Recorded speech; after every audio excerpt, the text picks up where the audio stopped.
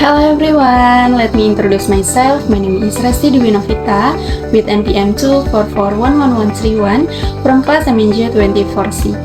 In this video, I would like to present the material about human resource selection, process and methods. The reason why I chose this topic is because human resources are one of the most important elements in an organization. Every company needs employees who are competent, responsible, and able to work effectively. Therefore, organization must have a proper selection process to ensure that they hire the right people for the right job. Throughout this presentation, I will explain the meaning of human resource selection, the factor that influence the selection process, the steps involved in selecting employees, and the importance of conducting interview and background checks before hiring employees. I hope this presentation can help us understand how organizations select employees in a professional and systematic way. Now, let's start this discussion. Materi ini membahas tentang bagaimana perusahaan atau organisasi melakukan proses seleksi terhadap calon karyawan. Proses seleksi ini sangat penting karena perusahaan tidak bisa sembarangan dalam memilih karyawan. Mereka harus memastikan bahwa orang yang diterima memiliki kemampuan, keterampilan, dan sikap kerjasama yang sesuai dengan kebutuhan perusahaan.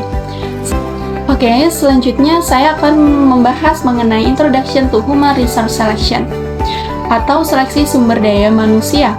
Seleksi sumber daya manusia adalah proses yang dilakukan oleh organisasi untuk memilih kandidat yang paling sesuai dengan suatu posisi pekerjaan.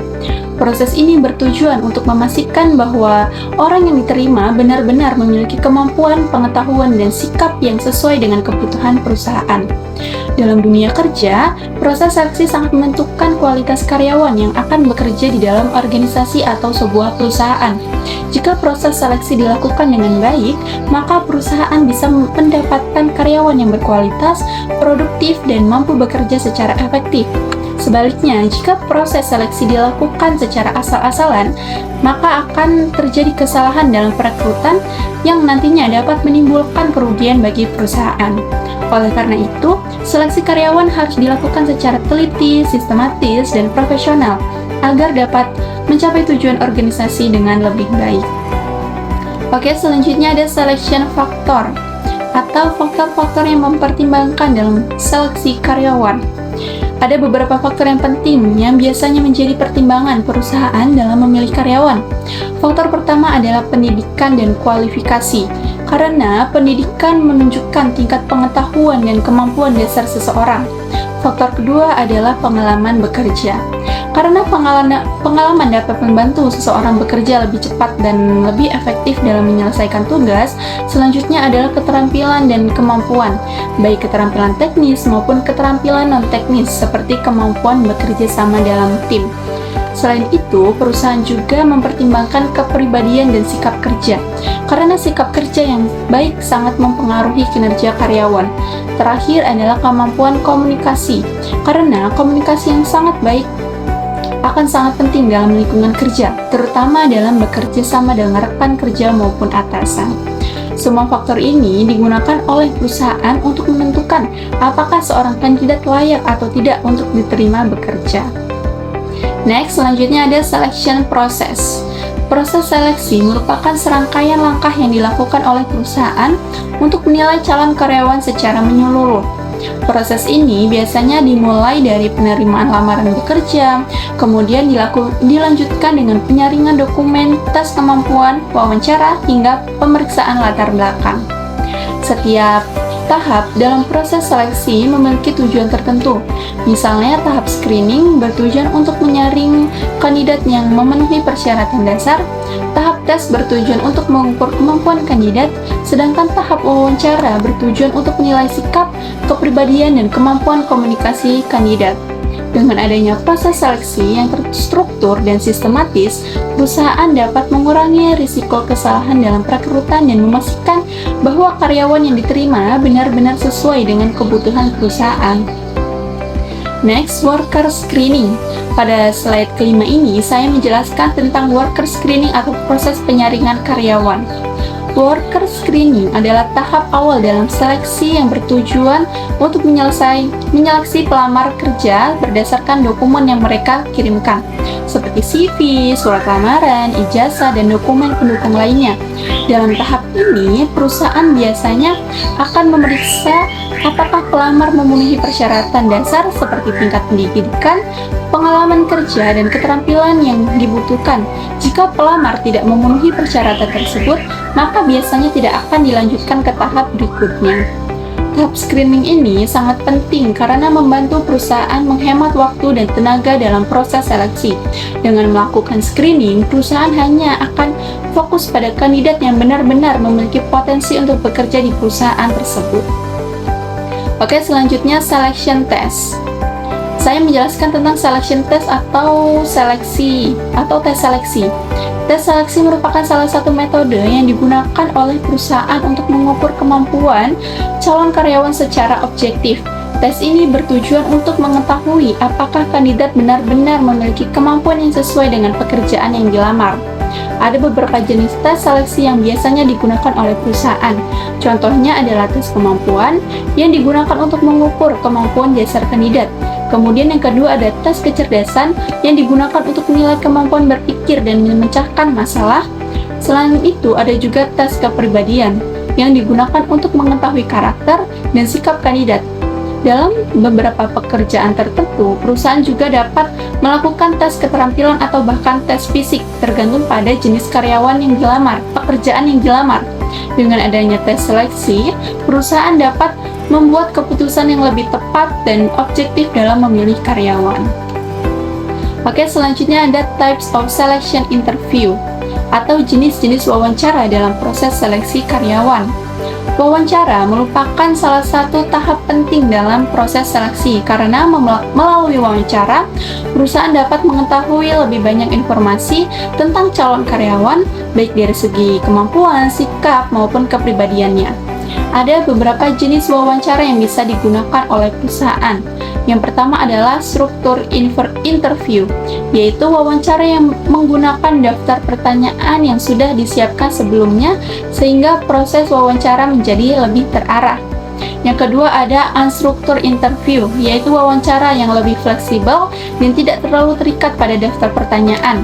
Kemudian ada panel interview, yaitu wawancara yang dilakukan oleh beberapa pewawancara sekaligus. Selain itu, saat ini juga banyak perusahaan yang menggunakan online interview, terutama sejak perkembangan teknologi digital dan situasi kerja yang semakin fleksibel. Nah, setiap jenis wawancara memiliki tujuan yang sama, yaitu untuk menilai apakah kandidat benar-benar cocok untuk bekerja di perusahaan tersebut. Oke, selanjutnya ada effective interview atau wawancara yang efektif. Wawancara yang efektif adalah wawancara yang dilakukan dengan persiapan yang baik dan menggunakan teknik komunikasi yang tepat. Pewawancara harus mampu mengajukan pertanyaan yang jelas, relevan, dan sesuai dengan pekerjaan yang dilamar oleh kandidat. Selain itu, pewawancara juga harus mampu mengontrol jalannya wawancara dan menciptakan suasana yang nyaman agar kandidat tidak merasa tegang atau gugup. Dengan suasana yang nyaman, kandidat akan lebih mudah menjawab pertanyaan dengan jujur dan terbuka. Wawancara yang efektif sangat penting karena dapat membantu perusahaan mendapatkan informasi yang akurat tentang kemampuan, pengalaman, dan kepribadian kandidat. Hal ini akan membantu perusahaan dalam pengambilan keputusan yang tepat dalam proses seleksi karyawan. Oke, selanjutnya ada problems in interview atau masalah yang sering terjadi dalam proses wawancara. Salah satu masalah yang sering terjadi adalah snap judgment, yaitu membuat keputusan terlalu cepat hanya berdasarkan kesan pertama. Hal ini bisa menyebabkan penilaian yang tidak objektif. Masalah lain adalah negative emphasis, yaitu terlalu fokus pada kekurangan kandidat dan mengabaikan kelebihan yang dimilikinya. Selain itu, ada juga halo effect, yaitu menilai seseorang hanya berdasarkan satu kelebihan atau satu kekurangan saja. Kemudian ada juga bias dan stereotip, yaitu penilaian yang dipengaruhi oleh prasangka tertentu seperti gender, usia, atau latar belakang budaya. Masalah-masalah ini harus dihindari agar proses seleksi dapat berjalan secara adil, objektif, dan profesional. Oke, selanjutnya ada background investigation and job offer. Background investigation dan job offer yang merupakan tahap akhir dalam proses seleksi karyawan. Background investigation adalah proses memeriksa data dan informasi calon karyawan untuk memastikan bahwa informasi yang diberikan benar dan dapat dipercaya. Misalnya, perusahaan dapat memeriksa riwayat pendidikan, pengalaman kerja, dan referensi dari tempat kerja sebelumnya. Tujuan dari background investigation adalah untuk menghindari kesalahan dalam perekrutan dan memastikan bahwa kandidat memiliki reputasi yang baik. Setelah semua tahap seleksi selesai dan kandidat dinyatakan memenuhi syarat, maka perusahaan akan memberikan job offer atau penawaran kerja kepada kandidat tersebut. Job offer biasanya berisi informasi tentang gaji, jabatan, tanggung jawab pekerjaan, dan kondisi kerja. Tahap ini merupakan tahap akhir sebelum kandidat resmi menjadi karyawan perusahaan. Pada slide terakhir ini, saya akan menyampaikan kesimpulan dari materi yang telah dijelaskan secara keseluruhan. Seleksi sumber daya manusia merupakan proses yang sangat penting dalam organisasi karena menentukan kualitas karyawan yang akan bekerja di dalam perusahaan. Proses seleksi terdiri dari beberapa tahapan, mulai dari screening, tes seleksi, wawancara, hingga pemeriksaan latar belakang. Setiap tahapan memiliki peran penting dalam memastikan bahwa perusahaan memilih karyawan yang tepat dan sesuai dengan kebutuhan organisasi atau kebutuhan perusahaan. Dengan proses seleksi yang baik dan profesional, perusahaan dapat meningkatkan kinerja karyawan, mengurangi kesalahan dalam perekrutan, dan mencapai tujuan organisasi dengan lebih efektif dan efisien. Finally, I would like to conclude that human resource selection is a very important process in every organization because it helps companies find the best employees who can support organizational success. Through this presentation, I hope that we can understand the importance of selecting the right employees and how each step in the selection process play a significant role in achieving organizational goals. I also hope that this learning video can provide useful knowledge and increase our understanding about human resource management, especially in the employee selection process. Thank you very much for your attention.